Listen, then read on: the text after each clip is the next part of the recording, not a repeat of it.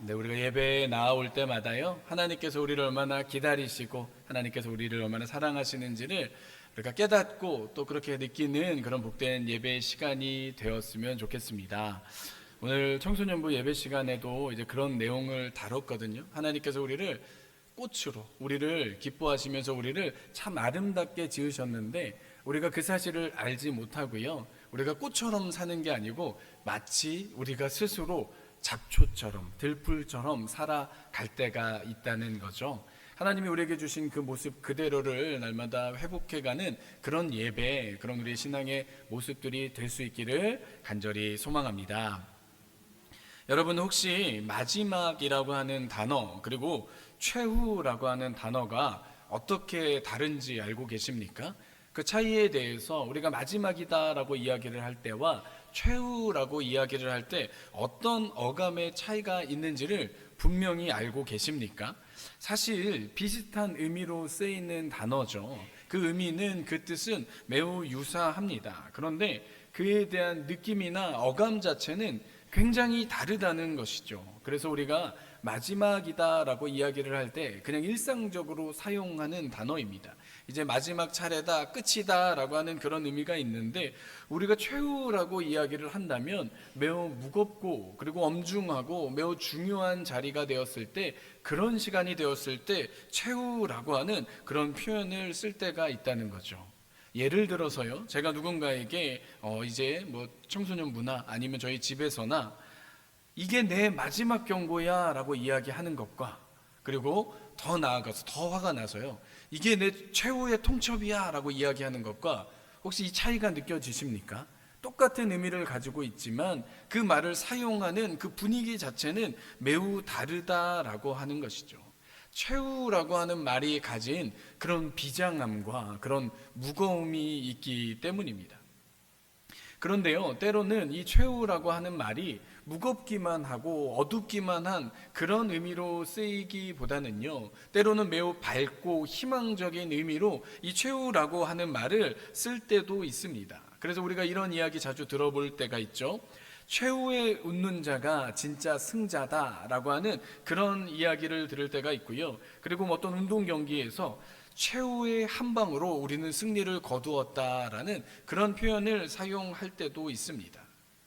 제2차 세계대전 당시에요, 독일이라고 하는 나라에 밀려서 이제 절체절명의 위기에 빠져있던 영국이, 당시 영국의 총리 윈스턴 처칠이 국민들에게 위대한 희망을 주기 위해서 이 최후라고 하는 표현을 그렇게 사용했다고 합니다.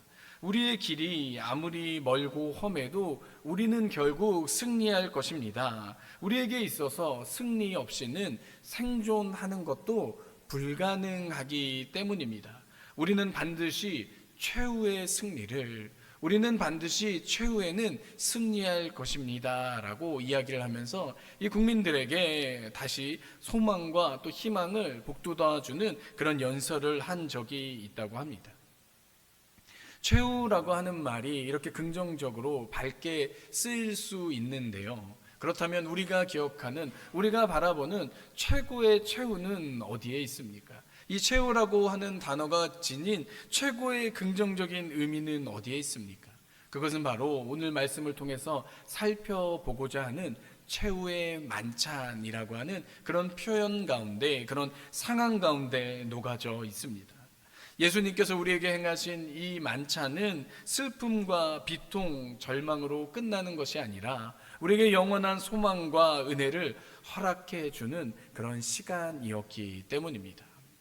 특히나 오늘 우리가 예배가 마친 이후에 우리 최후의 만찬이라고 하는 또 영화로 전교인 야유회가 예정되어 있는데요, 우리가 최후의 만찬이라고 이야기를 할 때 그 진정한 의미가 어떤 의미인지 오늘 말씀을 통해서, 오늘 예배를 통해서 확인하는 그런 복된 시간 되시기를 바랍니다. 사실 이 최후의 만찬이라고 하는 표현은요, 성경적인 표현은 아닙니다. 왜냐하면 성경에서 이 최후의 만찬이라고 쓰이지는 않았기 때문이죠. 그래서 성경에서는 사실 최후의 만찬이 아닌, 우리에게 있어서 더 원문에 가까운 표현으로 이야기를 하자면 유월절 만찬이나 주님의 만찬, 주의 만찬으로 이해하는 것이 맞습니다. 그런데 이 4세기경에요, 라틴어로 번역한 그런 성경 역본이 있는데, 이 불가타 성경 역본에 보시면 이 마지막이라고 하는 의미를 더 부각시키기 위해서 이 마지막이라고 하는 단어를 사용하다 보니 그 표현이 우리에게 최후라고 하는 단어로 알려지기 시작했다는 거죠. 그렇기 때문에 이 최후의 만찬이라고 하는 표현이 쓰이기 시작했고요. 그리고 우리에게 있어서 가장 익숙한 최후의 만찬은 우리가 잘 알고 있는 그런 그림에 있습니다. 우리가 잘 알고 있는 레오나르도 다빈치의 걸작, 이 최후의 만찬이라고 하는 작품이 너무나도 많이 우리에게 보여졌기 때문이죠. 그래서 지금은 이제 그런 모습들이 많이 이제 줄어들기는 했는데요. 예전에 제가 어릴 때는 교회에 다니면 그런 이 명화나 이 성화 같은 것들을요, 이제 그 그림으로 많이 이제 교회에서 선물로 주기도 하고요. 그리고 이제 우리가 이제 뭐 이 상에, 우리가 이제 신방을 받게 되는 그런 상에도 이 최후의 만찬 그림이 굉장히 많이 그려져 있었습니다. 그리고 교회에서도 여러 가지 그림들을 전시하는 경우들이 있었는데, 그 그림에서도 이 최후의 만찬, 이 장면이 우리에게 굉장히 많이 알려져 있었다는 것이죠. 제가 예전에 다니던 교회에서는요, 이제 예배당 들어가는 입구에 이 최후의 만찬, 예수님이 가운데 앉아 계시고 제자들이 이렇게 기대어 있는 이 많은 사람들이 등장하는 이 최후의 만찬 그림을 패러디해서요, 최초의 만찬이라고 하는 그런 그림으로 바꾸어서 예배당 입구에 걸어두기도 했습니다. 그런데 이 그림이 최후의 만찬이라고 하는 이름이 잘 어울리는 이유가 어디에 있습니까? 그것은 바로 이 최후라고 하는 표현이 사용돼도 괜찮을 정도로 예수님께서는 십자가를 앞두시고 이제는 조금 있으면 십자가에 달려 돌아가시는 그런 엄청난 사건을 앞두고 계시면서 마지막으로 행하는 그런 만찬이기 때문입니다. 이 일 후에, 이 만찬이 지난 이후에 일어나게 되는 일은 예수님께서 붙잡히시는 일이고, 예수님께서 붙잡히시게 되셔서 그곳에서 모진 이제 고문과 모욕을 당하는 그런 일들이 예수님을 기다리고 있었다는 것이죠. 예수님께서 결국에는 십자가에 달려 돌아가시게 되는 일이 기다리고 있었기 때문에 우리는 최후의 만찬이라고 하는 그런 비장함을 받아들일 수밖에 없습니다. 오늘 말씀의 상황 가운데 예수님께서 분명히 고난에 대해서 알고 계셨고, 이제는 이후에 어떤 일이 나에게 일어나게 될 것이다 라고 하는 것을 분명히 알고 계시며 그렇게 말씀하고 계십니다. 그런데 그럼에도 예수님께서는 오늘 말씀에 나오는 표현처럼 이 때를, 이 만찬을 원하고 기다리셨다라고 우리에게 말씀하고 계십니다. 우리가 알고 있는 이 구약의 유월절 만찬의 의미가 무엇입니까? 우리가 잘 알고 있는 구약의 유월절 만찬의 의미는 단순히 끼니를 위한, 단순히 배를 불리기 위한 그런 사건이 아니었습니다. 우리가 알고 있는, 우리가 들어본 이 유월절 만찬은, 유월절 식탁은 생각했던 것보다 훨씬 더 귀중한 의미를 담고 있는 그런 식사였다라고 하는 것이죠. 우리가 온 몸과 감각으로 기억하는 그런 역사의 교육이며 신앙의 뿌리가 되는 사건이 바로 이 유월절 만찬이었던 것이죠. 우리가 유월절에 대해서 이야기를 할 때 영어로 패스오버 그렇게 이야기를 합니다. 넘어간다라고 하는 의미, 무엇이 넘어갑니까? 유월절에 넘어갔던 것은 바로 이 죽음의 사자들이 장자를 치는 재앙이, 그런 심각한 재앙이 있었는데 죽음의 사자가 이 어린 양의 피를 바른 곳은 넘어가게 되었다는 것이죠. 죽음의 소리가, 곡소리가 들려오는 그런 상황 가운데 그 죽음을 넘어가는 그런 구원의 사건이 일어나게 되었다는 것입니다. 그렇기 때문에 그 집안의 모든 장자가 죽임을 당하게 되고 많은 이들이 이제 슬픔과 비통 가운데 사로잡히게 되는 그런 상황 가운데 하나님께서 주신 은혜로 인하여, 하나님이 주신 구원으로 인하여 그 재앙에서 벗어나게 되었던, 그 재앙을 넘어가게 되었던 그런 일들이 바로 유월절에 일어나게 되었던 것이죠. 그렇기 때문에 이스라엘 백성들에게 이 유월절 만찬은 우리를 구원하신, 우리를 살리신 그 사랑을 기억하는 절기가 되었습니다. 그리고 애굽의 노예로 살아가던 그들이 이제는 자유를 얻게 되었던, 하나님이 주신 하나님의 백성으로 승리를 누리며 살아가게 된 그런 의미가, 놀라운 의미가 유월절 만찬 가운데 포함되어 있었던 것입니다. 그렇기 때문에 그들은 구운 어린 양의 고기를 먹게 됩니다.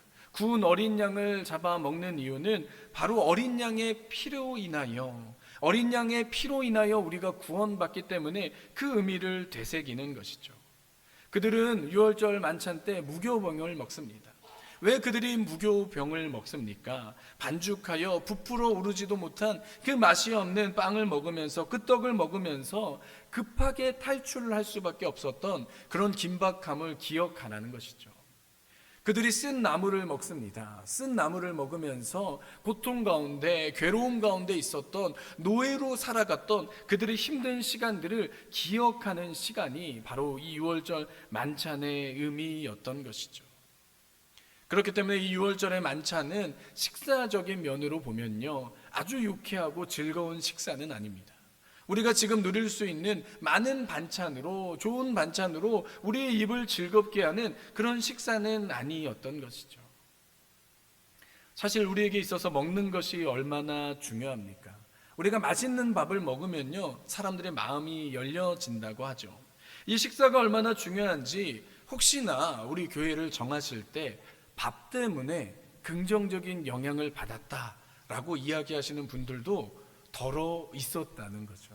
그리고 어떤 분들은 진심이신지는 모르겠지만 저한테 그렇게 이야기하시는 분들도 있었어요. 이제 교회 예배를 마치시고 식당에서 식사를 하신 이후에 우리 교회가 제일 행복한 교회인 이유는 밥이 맛있어서이다라고 그렇게 말씀하시는 분들도 있었습니다.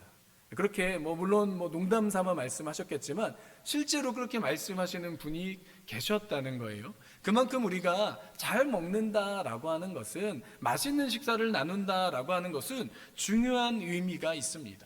그런데 이 유월절 만찬은 우리 입에 좋은 식사, 맛있는 식사는 아니었다는 거죠. 그럼에도 하나님이 주신 의미가 있었기 때문에, 나의 생명이 살아난 놀라운 사건이었기 때문에, 이 사건은, 유월절 만찬은 그들에게 그냥 입으로 즐거운 식사를 뛰어넘는 감격과 감사의 고백이 있는, 나를 구원하신 하나님의 이름을 찬양하는 그런 식사가 되었던 것입니다.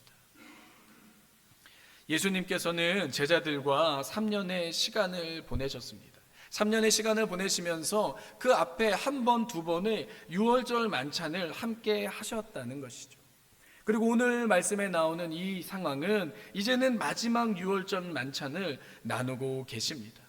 예수님께서 이 시간을 너무나도 원하셨는데 이제는 마지막이기 때문에, 마지막의 의미가 있기 때문에 이때를 원하셨습니까? 아니면 마지막이라는 말이 슬프기 때문에 이때를 기다리셨겠습니까? 우리가 이 마지막이라고 하는 표현을 할 때요, 만약에 우리가 오늘의 이 설교가 마지막 설교입니다 라고 제가 이야기를 한다면 그 표현 자체만으로도 얼마나 애절하고 얼마나 슬픈 시간이 되겠습니까? 그런데 오늘 말씀에 예수님께서 이 마지막 만찬을 말씀하시는 것은 바로 그 마지막에 대한 의미를 강조하셨던 것이 아니라고 하는 것이죠. 예수님께서는 정말 원하셨던 이유가, 그리고 최후라고 하는 비장함으로 채워져야 되는 이 만찬이 그렇지 않을 수 있는 새로운 이유가 있었습니다. 그것은 바로 이 유월절 만찬의 의미를 예수님께서 완성하셨기 때문입니다. 과거에 우리가 지켜오던 유월절 만찬의 의미가 있는데 그런 의미는 이제는 끝이 났고 이제는 새로운 의미로 이 만찬의 의미가 바뀌어지게 될 것이다 라고 예수님께서는 말씀하시기 때문에, 예수님께서는 그것을 알고 계셨기 때문에 이때를, 이 식사를 그렇게도 기다리며 원하셨던 것입니다. 20세기 개신교 신학계를 이끈 세계적인 독일의 신약 학자이고요, 그리고 루터교 학자이기도 한 요아킴 예레미야스라고 하는 그런 학자가 있습니다. 이 요아킴 예레미야스는 예수의 역사를요, 예수님의 실제 역사를 학문적으로 구성하기 위해, 학문적으로 증명하기 위해 평생을 바친 그런 학자였습니다. 그에 따르면 예수님의 유월절 만찬이 구약적인 만찬으로는 최후가 되었다라고 하는 것을 설명하고 있다는 것이죠. 왜 유월절 만찬이 구약적인 의미로 이제는 끝이 났냐면 예수님께서는 이제는 새로운 유월절 어린 양이 되셨기 때문입니다.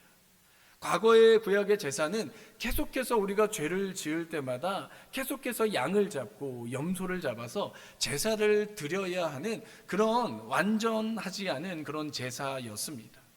그런데 이제는 동물의 피로 제사 지내는 일이 예수님께서 십자가에 달려 돌아가시면서 예수님께서 우리를 위하여 보혈을 흘려주시면서 완전히 끝이 나게 되었다는 것입니다.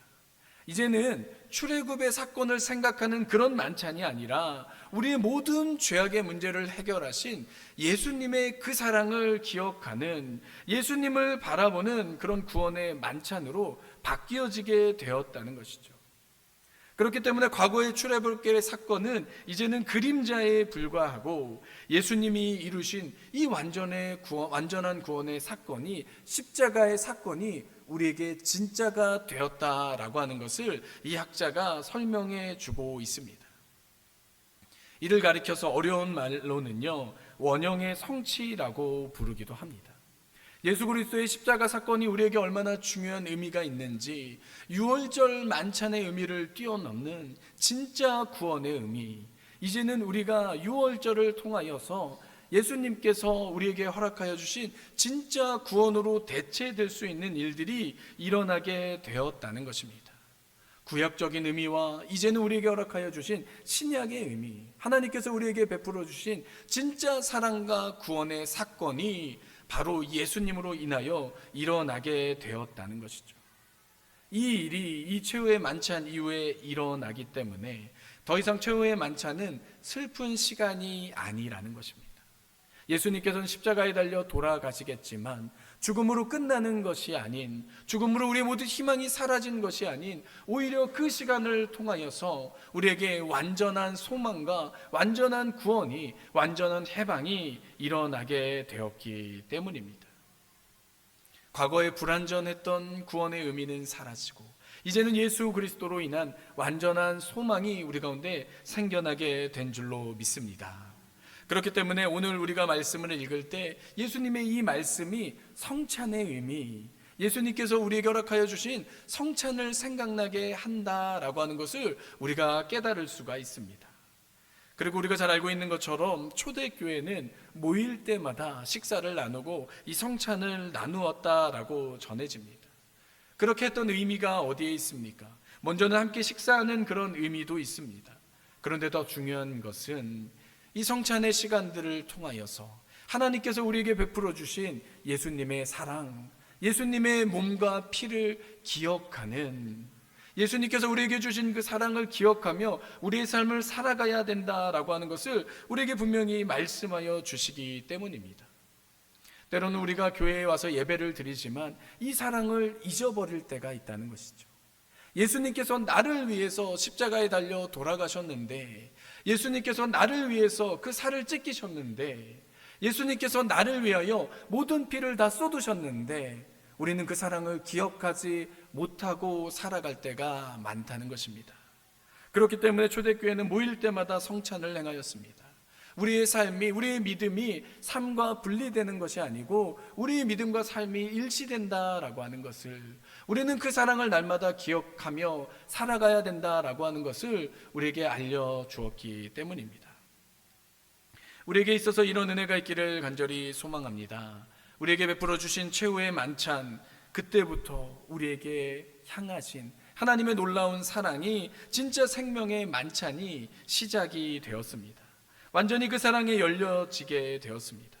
그 생명을 날마다 기억하며 예수님의 살과 피를 날마다 기억하며 살아가는 우리들의 삶이 될 수 있기를 간절히 소망합니다. 날마다 우리를 향한 하나님의 음성이 들려지기를 원합니다. 그 음성이 무엇입니까? 우리에게 말씀하여 주시는, 날마다 우리가 힘들고 어려운 상황 가운데 우리 귀에 속삭이시는 하나님의 사랑의 음성입니다. 너희를 위하여 주는 내 몸이라. 이 잔은 내 피로 세우는 새 언약이다. 너희를 위하여 붓는 것이다. 한 가지 이야기를 드리고 말씀을 마치려고 합니다. 이번 주에 월드컵 경기가 저희 첫 경기가 있었죠. 혹시 축구 경기 다 보셨습니까? 저는요, 밤 11시에 경기인 줄 알았거든요. 그래서 이제 밤이 되면 이제 경기를 봐야 되겠다라고 생각을 하고 있었는데, 그때 때마침 저희 이제 교인분을 만나게 되고 축구를 보다 오셨다라고 하는 대답을 들었습니다. 그래서 무슨 축구를 다른 경기를 보셨나라고 했다가 이제 알려주셔가지고 그때 우리나라 경기가 지금 이제 진행 중이다라고 하는 것을 알게 되었습니다. 그래서 저도 축구를 굉장히 좋아하는데 이게 기억을 못해서 참 멍청해서 이 경기를 놓쳤구나라는 생각을 하게 되었습니다. 여러분, 그런데 중요한 게요, 뭐 제가 경기를 보던 안 보던 간에 가장 중요한 것은 우리나라가 첫 경기 승리를 거두었다라고 하는 것이죠. 우리에게 있어서 승리가 얼마나 기쁜지, 그래서 이제는 벌써 10여 년이 지났는데 2002년 월드컵 때는요, 우리가 함께 모여서 함께 응원하면서 그 기쁨을, 승리의 기쁨을 만끽했던 그런 좋은 기억이 있는 것 같습니다. 오늘 우리가 예배 후에 이제 최후의 만찬 영화를 대관해서 함께 보러 갈 텐데요, 때로는 이 영화관을 대관해서 이 축구 경기를 응원하는 경우들도 있었다는 거죠. 우리에게 주신 이 승리의 기쁨을 함께 누리면 우리가 더 기쁘고 그 기쁨이 더욱 배가 되기 때문입니다. 그런데 진짜 중요한 승리는 바로 여기에 있다라고 하는 것이죠. 우리에게 주신 완전한 승리가 우리 가운데 있는 줄로 믿습니다. 그 승리는 하나님께서 우리를 위해서 보내주신 그 아들 예수 그리스도로 인하여, 예수님의 십자가에 달려 돌아가시며 우리의 모든 죄악을 속하여 주신 완전한 승리가 우리 가운데 있기 때문입니다. 그런데 중요한 것은 오늘 말씀에 나오는 이 최후의 만찬, 이 최후의 만찬과 우리를 향하여 하나님께서 베푸신 최후의 승리가 연결되어 있다는 것이죠. 최후의 만찬은 곧 최후의 승리의 사건이 되었습니다. 그래서 많은 설교자들이 이 표현을 그렇게 인용하여 쓸 때가 있다는 거죠. 유다는 돈 몇 푼에 예수를 팔아넘겼고 사탄은 자기가 이긴 줄 알고 쾌재를 불렀겠지만, 예수님은 바로 그 만찬상에서 사탄의 머리를 짓밟을 최후의 승리를 떡과 잔으로 디자인하고 계셨다라고 하는 그런 표현입니다. 이 최후의 만찬이라고 하는 것은 최후의 만찬, 최후라고 하는 그런 비장함이 있지만 우리에게 영원한 승리가 되는 이유가 예수님께서 이 최후의 만찬 가운데 사탄의 머리를, 사탄의 권세를 완전히 끝장내 그런 계획들을 이루어 가셨기 때문입니다.